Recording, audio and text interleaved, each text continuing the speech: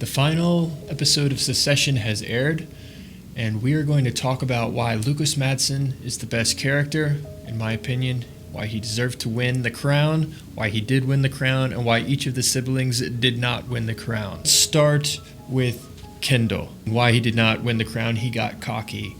Putting his feet up on the desk, had he just gone in there with a bit more humility, perhaps he would not have irked Shiv in the way he did. He just does not learn. Shiv, where did she go wrong? She really irks me. She double-crossed her brothers trying to get in with Mattson, and then she ended up being not double-crossed by Mattson. I actually think he made the right decision. She should have watched my previous video, which you can find on this channel, talking about why your employer does not necessarily want to hear so many of your ideas.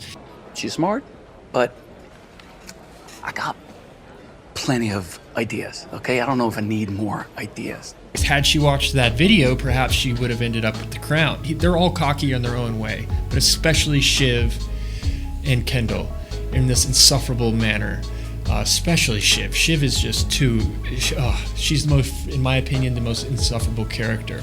I really liked the ending because the two characters who ended up on top, Tom and Lukas, are the only two that were self-made. You can't just inherit these positions and expect to succeed. They have to be handed down upon merit.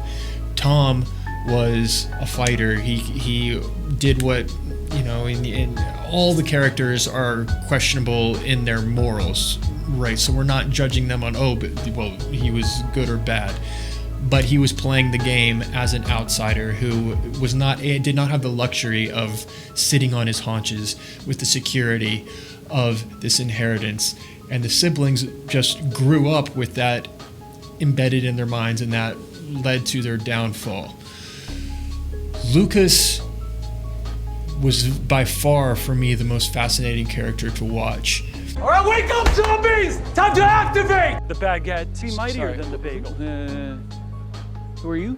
I really enjoyed the episode where the company travels to Norway, and we really get to dig into his character for the first time in the deepest sense. Sort of a nasty, friendly joke about what I shouldn't do. I sent her some of my blood. Okay. Well, she got a bit weirded when I did that. I just kept doing it again and again and again. And then it became not a joke, and then a joke again. And now it's apparently not a joke. I really like how in the show they don't like sending the blood to Ebba. Did he actually do that, or was he playing a game with Shiv? I think he was definitely using Shiv. He saw an opportunity there to use her to get the deal through, use her for intelligence. And she was stupid enough to turn on her brothers and fall into that trap, which she did, and that was her downfall. So the scene on the mountaintop in Norway, when the brothers, Kendall and Roman, come up with their plan to not go forward with the deal, but to sabotage the deal, they were feeding into this delusion that they continued all the way through to the final episode. The final episode was essentially them trying to stick to that plan. It was interesting for me when I saw that. I was just thinking, this is what their dad wanted. He could sense the coming tech wave. He instinctually tell that this was the right move, was to move on, cash out. And he set up the entire deal, and then for their egos were so strong that they completely did a 180 once he was gone and on his entire plan, and decided to not move forward with the deal. Yeah, shut the fuck up, man. We're not selling to you, okay? We're not doing that. Yeah, I fucking hate you. You just fucked yourself. Did I? Good. Really? I do think Kendall would have tanked the stock. Family ventures will only work when there's a true trust.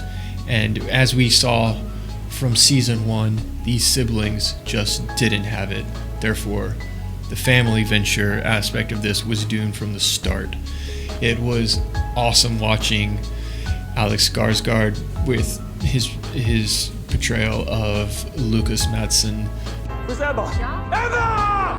I could just watch a show about that character. I think he was brilliant. He had the right instincts. He was funny, unpredictable, smart. He had vision, the right instincts. He was like an artist in this realm, and he ended up on top, as he said he would, on that mountaintop.